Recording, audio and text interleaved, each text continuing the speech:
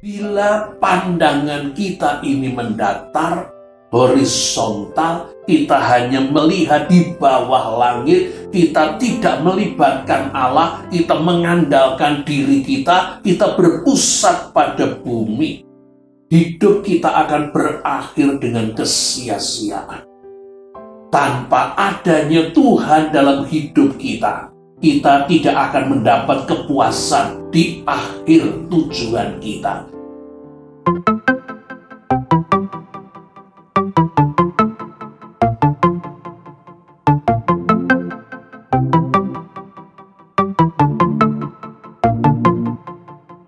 Shalom Bapak Ibu, Saudara-saudari, selamat bertemu kembali bersama dengan saya dalam seri Walking with God.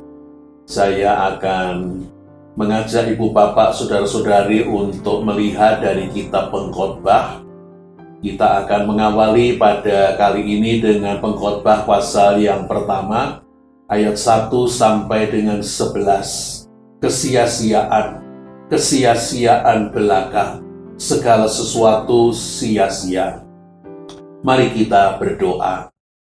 Ya Tuhan, Tuhan kami, Tuhan yang memiliki segala sesuatu, Tuhan yang berencana dan Tuhan yang membawa kami ikut serta dalam rencana dan karya Tuhan.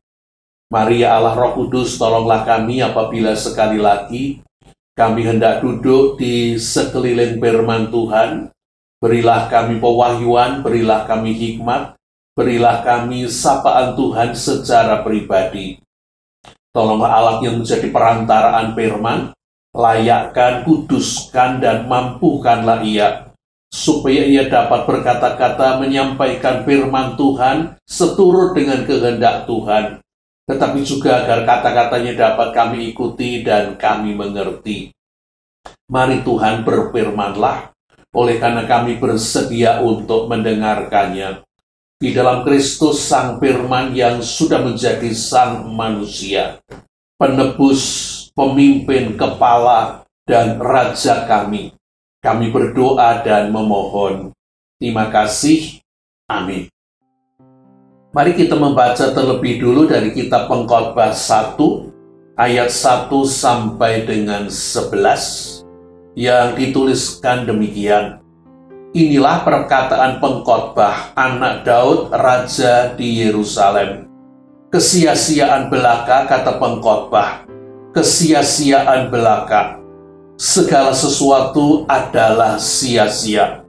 Apa gunanya manusia berusaha dengan jerih payah di bawah matahari?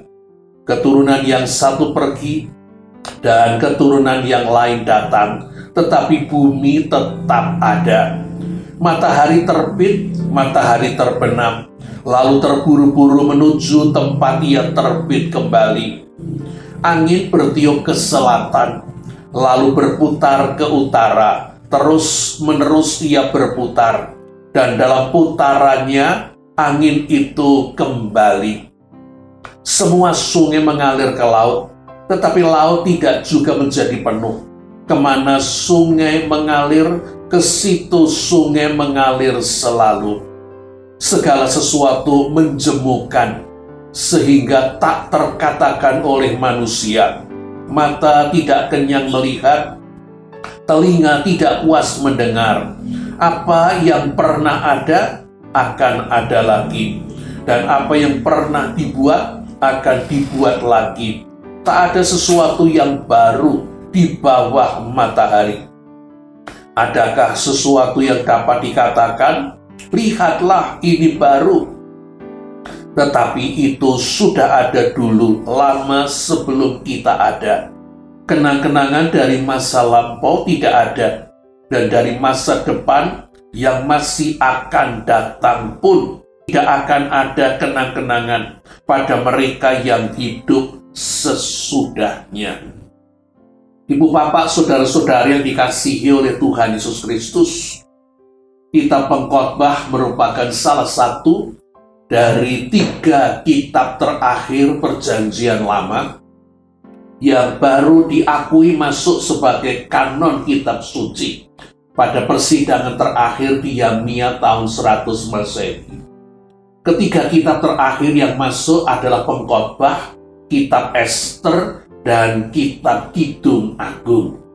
Mengapa kitab Pengkhotbah sepertinya tertahan untuk masuk ke dalam Perjanjian Lama sebagai kanon, sebagai firman Tuhan? Salah satunya adalah oleh karena kitab Pengkhotbah bernada pesimis, sangat pesimis. Dan juga kitab Pengkhotbah bernada skeptis. Sehingga pertanyaan dari bapak-bapak gereja, bahkan mungkin para pemimpin agama Yahudi, bagaimana mungkin kitab yang begitu pesimis dan skeptis ini merupakan firman Tuhan? Tetapi pada persidangan tahun 100 Masehi di Yamnia, kitab Pengkhotbah masuk sebagai bagian dari kanon kitab suci. Apakah benar kitab Pengkhotbah bernada pesimis? Iya. Apakah benar kitab Pengkhotbah bernada skeptis? Iya. Tetapi apakah kitab Pengkhotbah sepenuhnya bernada pesimis dan skeptis? Tidak. Itulah sebabnya salah bila kita menyatakan kitab Pengkhotbah pasti bukan firman Tuhan. Mari kita melihat bagian demi bagian. Di ayat 1 dikatakan, inilah perkataan Pengkhotbah anak Daud, raja di Yerusalem. Ada perdebatan siapa yang menulis kitab Pengkhotbah ini. Apakah benar seperti yang tertulis, Salomo anak Daud, raja di Yerusalem, ataukah penulis yang lain? Sampai abad ke-19 masih banyak yang mengatakan Salomo yang menulis. Tetapi kemudian orang berpendapat seperti bukan Salomo. Tetapi sesungguhnya Salomo atau siapapun yang menulis dengan memakai nama Salomo, pada masa Perjanjian Lama memakai nama orang lain, menyembunyikan identitas diri, tidak ada hubungannya dengan masalah hak cipta maupun juga dalam rangka mencari keuntungan. Oleh karena memang bukan itu tujuannya, maka kita bisa mengatakan bahwa Salomo, orang yang sesungguhnya tepat untuk mengatakan tokoh di dalam kitab Pengkhotbah ini adalah dirinya, memiliki segala-galanya, mampu berbuat apa yang ingin ia perbuat. 40 tahun masa pemerintahannya dengan segala kekayaan dan kekuasaannya, Israel dalam keadaan damai. Sepertinya Raja Salomo punya banyak waktu untuk melakukan ini dan itu. Tetapi Salomo tidak mendapatkan kepuasan. Salomo tidak mendapatkan kebahagiaan. Derek timbal menulis, Salomo mencoba segalanya, tetapi tidak pernah puas, mempelajari segala perkara, tetapi akhirnya sadar, tak satu pun jawaban diperolehnya, memiliki segalanya, tetapi merasa tak memiliki apapun, dan sudah melakukan segala hal, tetapi tetap hampa. Salomo adalah orang yang tepat untuk menuliskan kitab Pengkhotbah. Dan kesimpulan dari seluruh kitab Pengkhotbah ini mengikuti gaya penulisan pada masa lampau, dituliskan terlebih dahulu di bagian awal. Dan inilah kesimpulan dari si Pengkhotbah. Pasal 1 ayat yang kedua. Kesia-siaan, kata Pengkhotbah, kesia-siaan belaka, segala sesuatu adalah sia-sia. Bahasa Ibrani tidak mengenal degrees of comparison, tingkat 2 lebih maupun tingkat 3 paling. Oleh karena itu dalam bahasa Ibrani untuk mengatakan tingkat 2 lebih, satu kata diulang 2 kali. Dan untuk menyatakan tingkat paling, satu kata diulang 3 kali. Dan yang kita temukan dalam Pengkhotbah 1 ayat yang kedua adalah kata kesia-siaan diulang 3 kali. Ini bukan tingkat 1. Ini juga bukan tingkat 2, lebih sia-sia. Ini adalah tingkat 3, paling sia-sia. Dan itulah kesimpulan dari seluruh penelitian yang akan dilakukan oleh pengkhotbah ini, bahwa apa yang ia hasilkan adalah kesia-siaan belaka. Apa yang kemudian ia jadikan sebagai pokok bahasan? Pengkhotbah 1 ayat yang ketiga.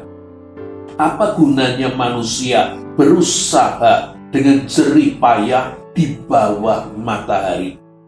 Kata gunanya, apa gunanya manusia? Kata gunanya adalah kata yang bermakna, yang masih tertinggal sesudah suatu transaksi berakhir. Apa yang didapat, keuntungan apa yang bisa diperoleh dari perjuangan dan kerja keras manusia di bawah matahari.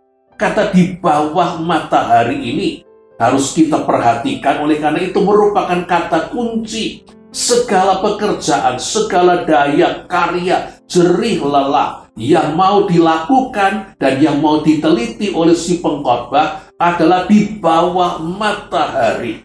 Sudut pandang horizontal, mendatar.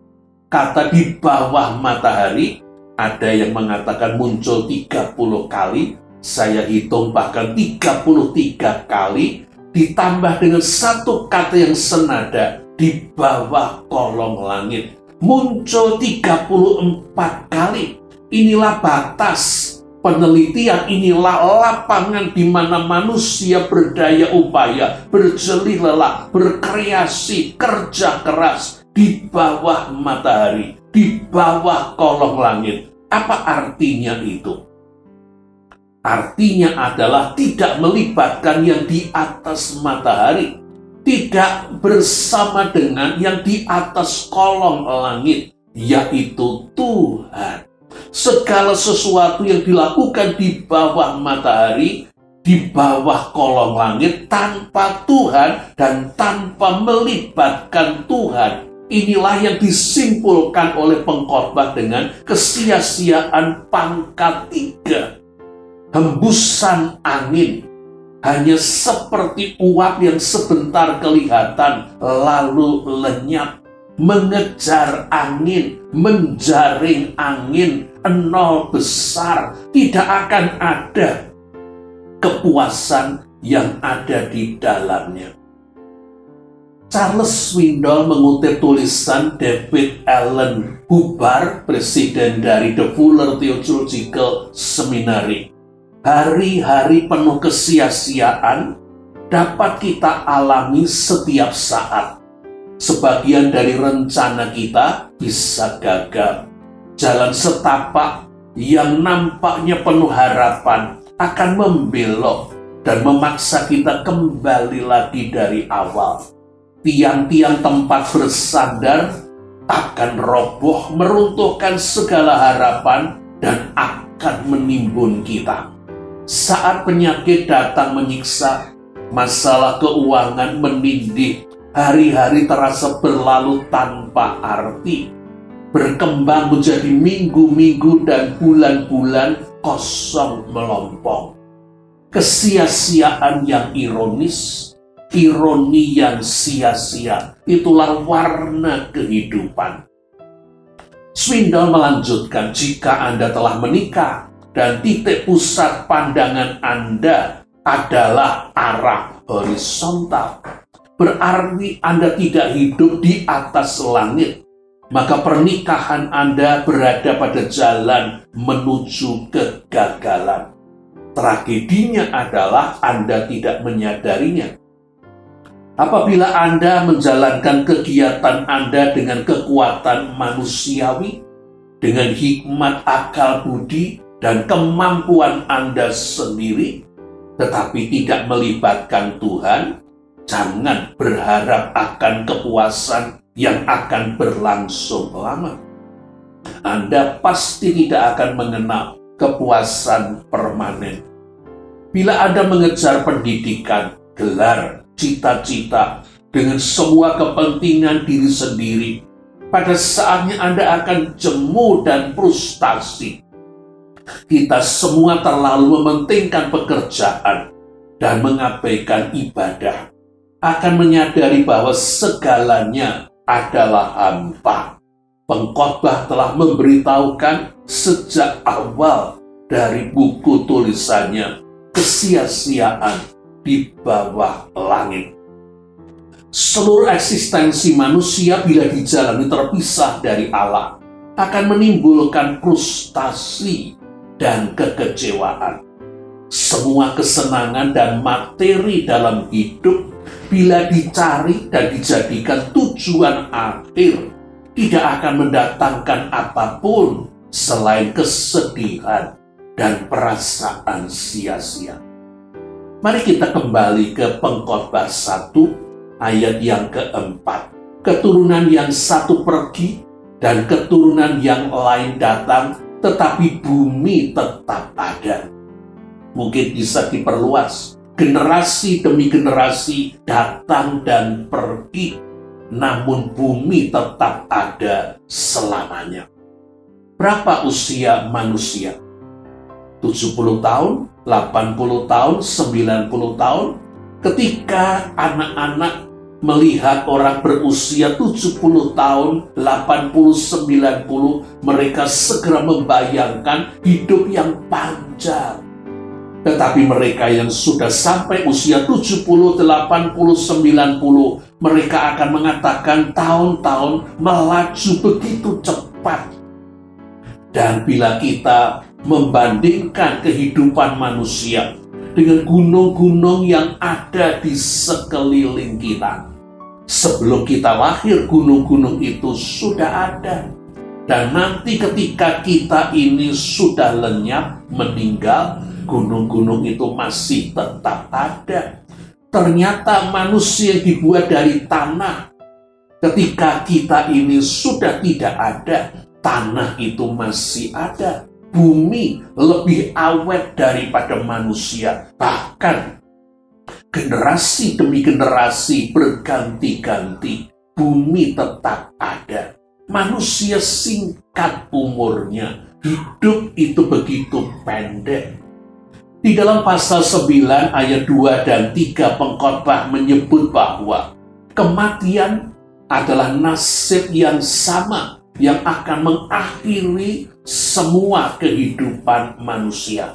Ingat, pandangan Pengkhotbah di bawah matahari, dan semua yang di bawah matahari yang hidup berakhir dengan kematian. Segala sesuatu sama bagi sekalian. Nasib orang sama, baik orang benar maupun orang fasik, orang baik maupun orang jahat, orang yang tahir maupun orang yang najis, orang yang mempersembahkan korban maupun tidak mempersembahkan korban. Sebagaimana orang baik, begitu pula orang berdosa. Sebagaimana orang bersumpah, begitu pula orang yang takut untuk bersumpah.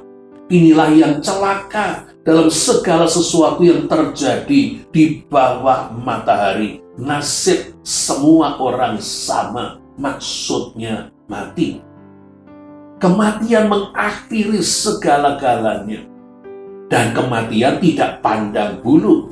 Sehingga di bagian lain Pengkhotbah sesungguhnya mempertanyakan, untuk apa berhikmat?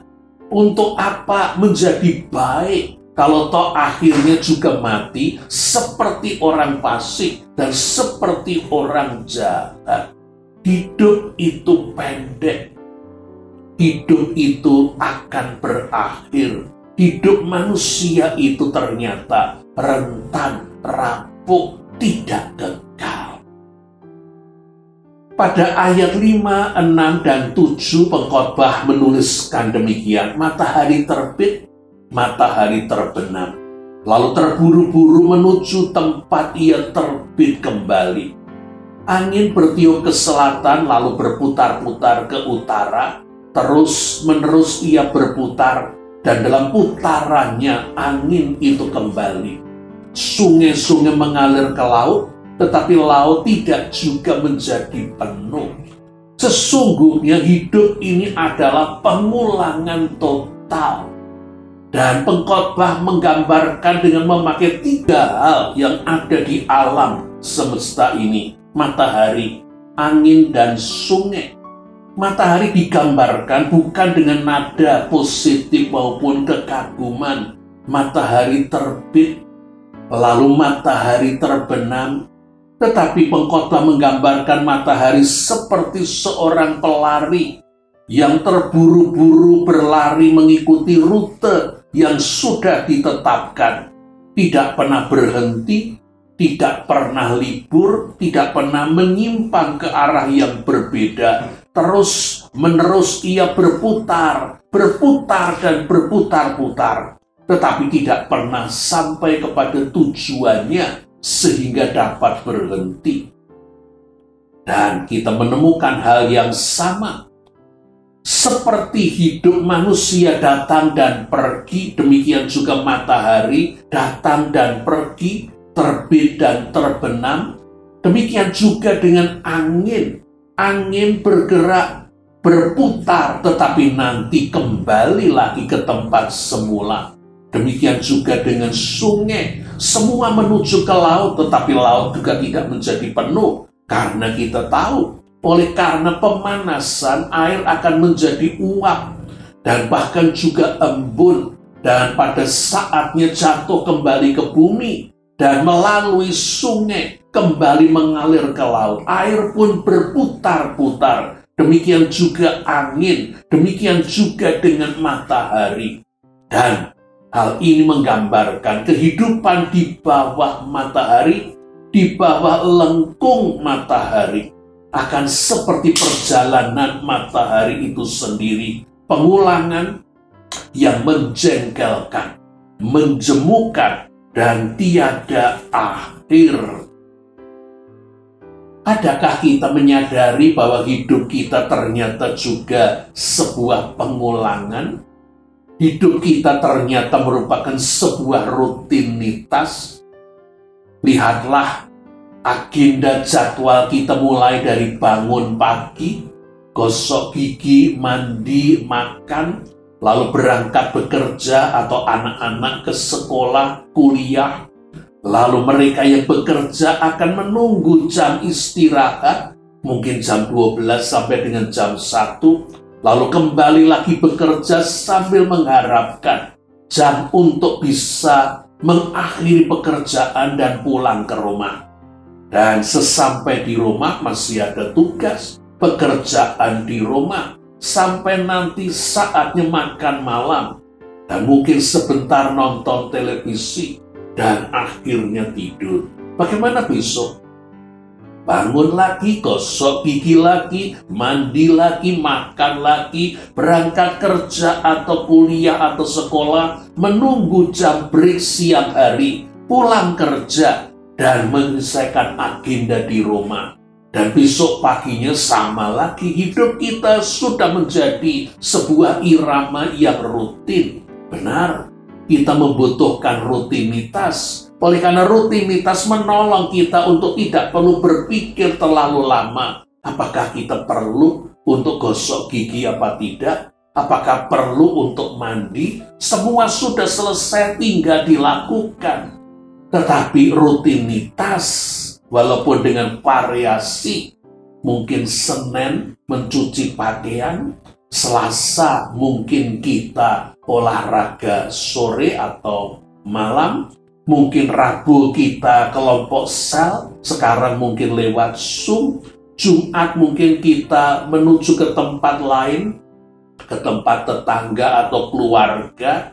Lalu Sabtu mungkin acara keluarga. Dan begitu kembali nanti Senin itu lagi, Selasa itu lagi. Hidup kita menjadi sebuah rutinitas.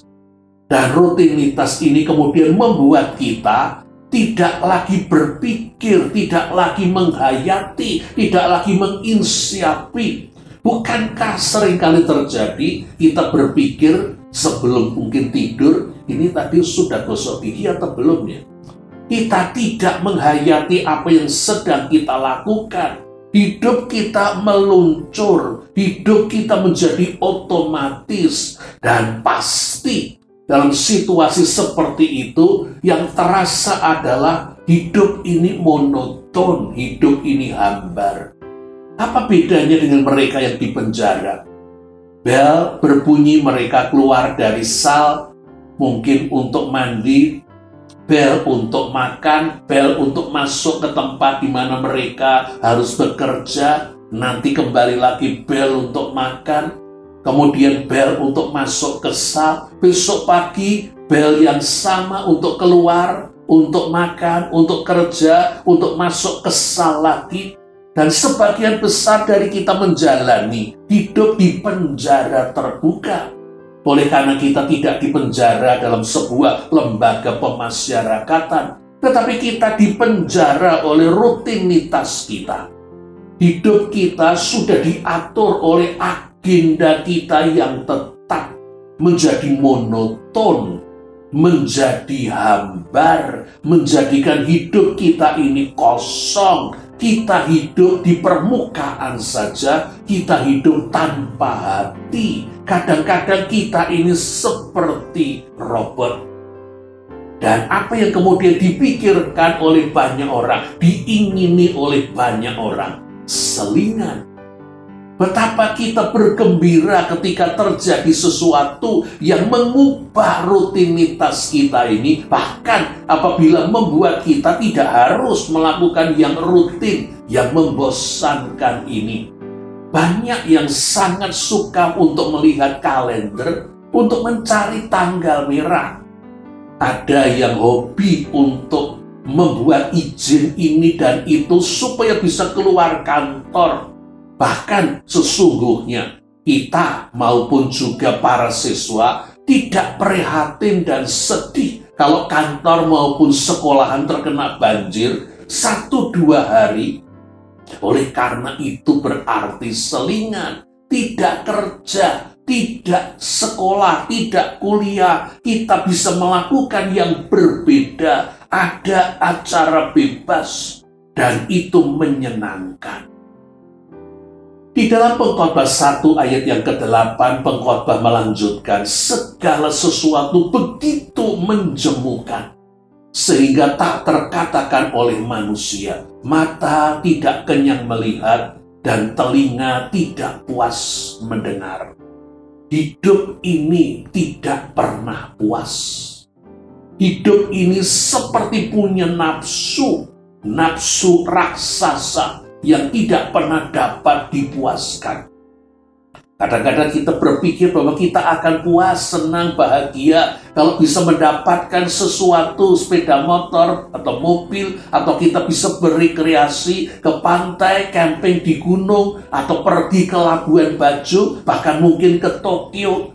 Tetapi ketika semua itu sudah kita dapatkan dan kita capai, hanya memberi sukacita sebentar. Karena kemudian kita mulai tidak puas lagi. Kita ingin barang yang lain lagi. Kita ingin pergi ke tempat yang lain lagi. Manusia tidak pernah merasa cukup.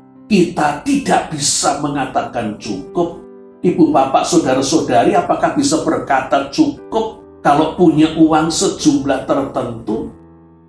Semua kegiatan manusia yang dilakukan di bawah kolong langit adalah mengejar angin, menjaring angin, kosong, hambar, sia-sia.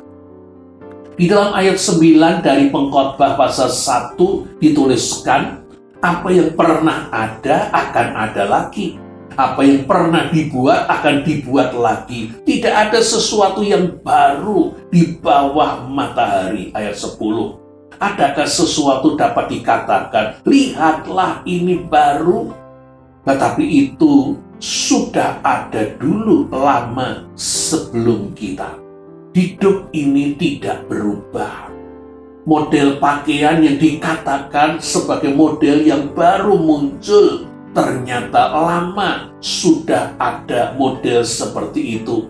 Dan model-model lama itu menunggu giliran untuk muncul kembali. Dan dikatakan sebagai model yang terbaru. Kita dulu mengalami wabah pandemi, mungkin TBC, mungkin kusta, dan hari ini pun kita masih tetap mengalami pandemi wabah, walaupun jenis penyakitnya berbeda.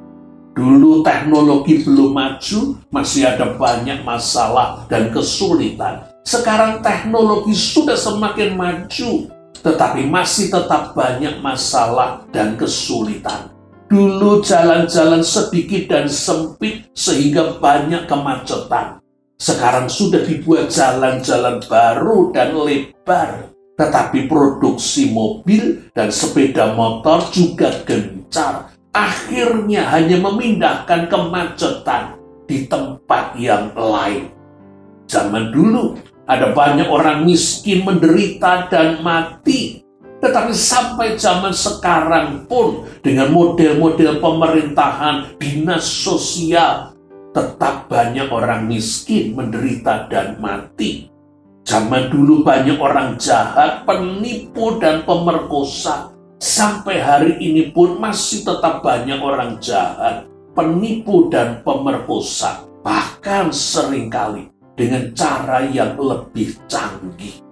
Tetapi masalah yang paling utama bagi manusia sesungguhnya bukan penderitaan atau tragedi.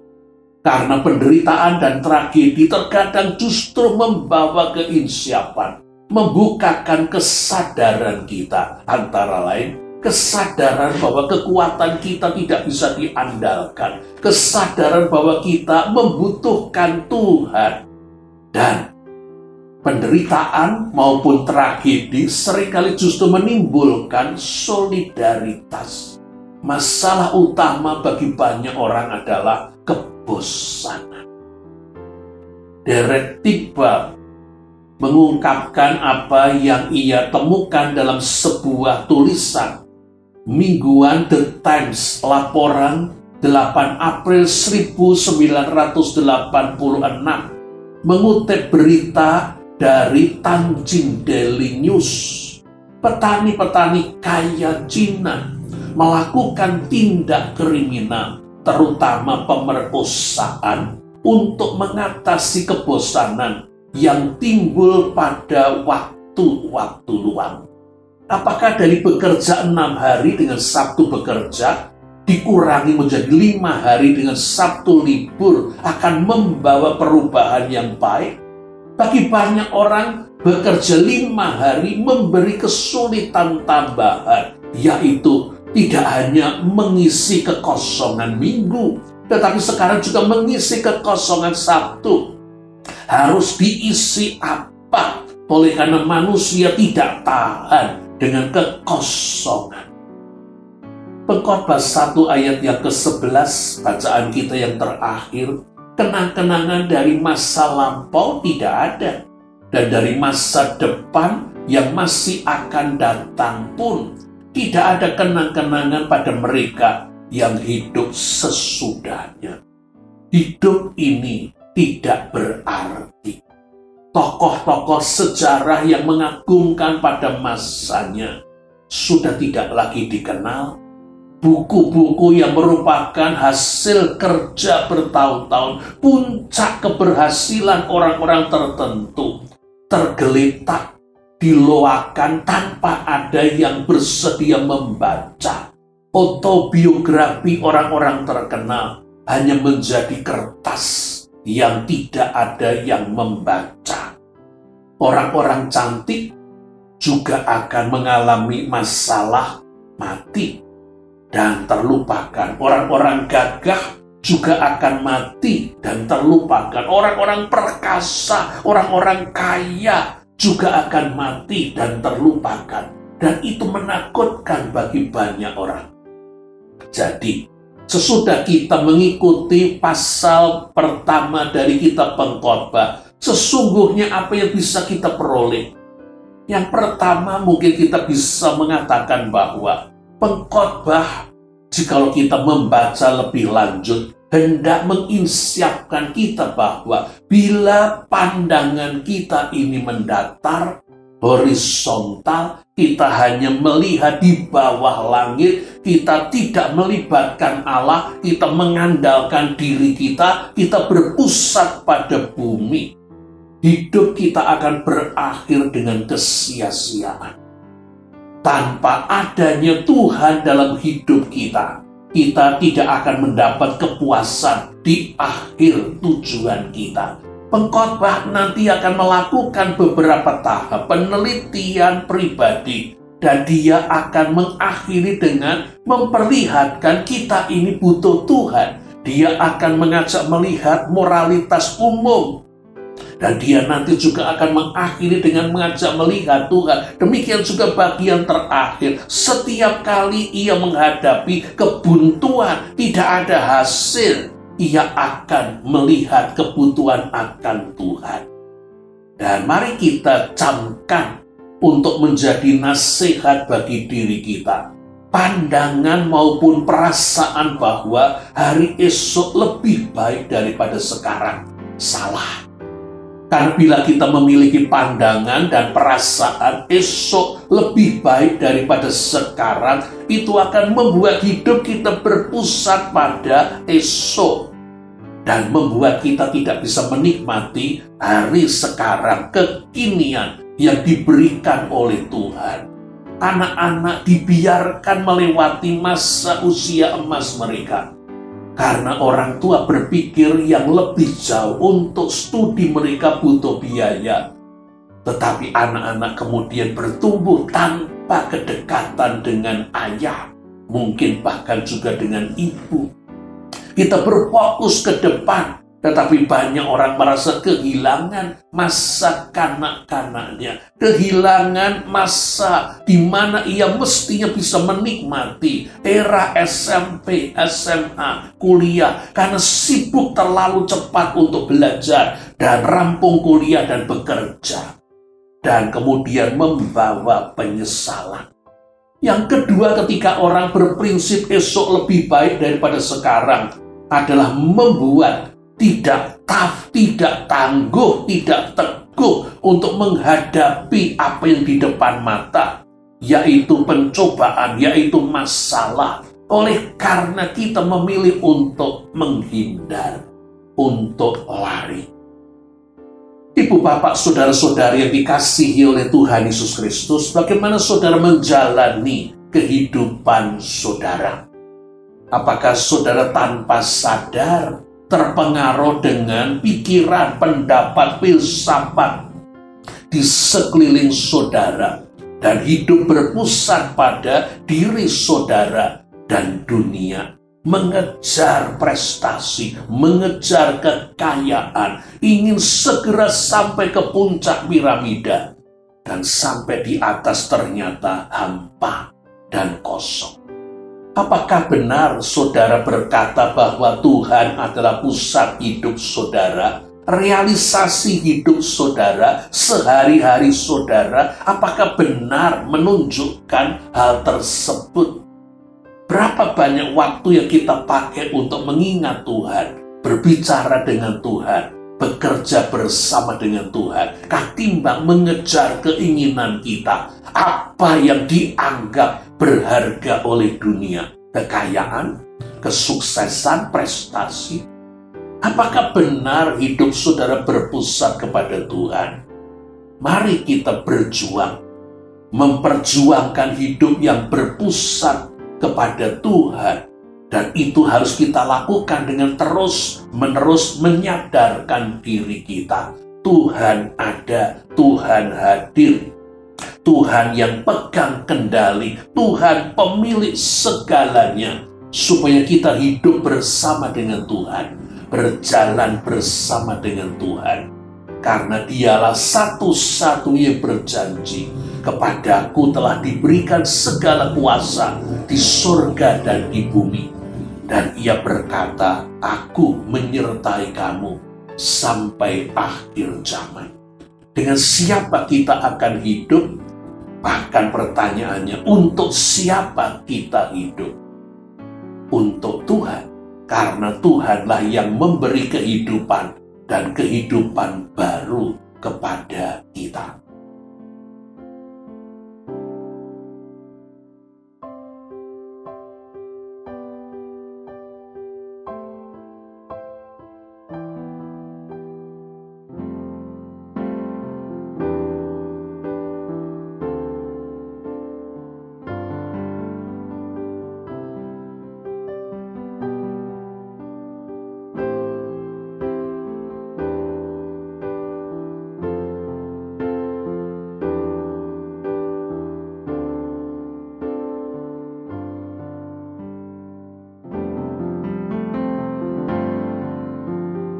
Selamat mempelajari kitab Pengkhotbah.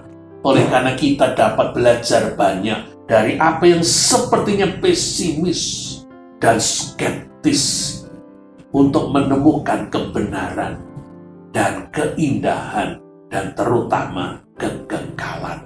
Tuhan memberkati ibu bapak saudara-saudari. Amin.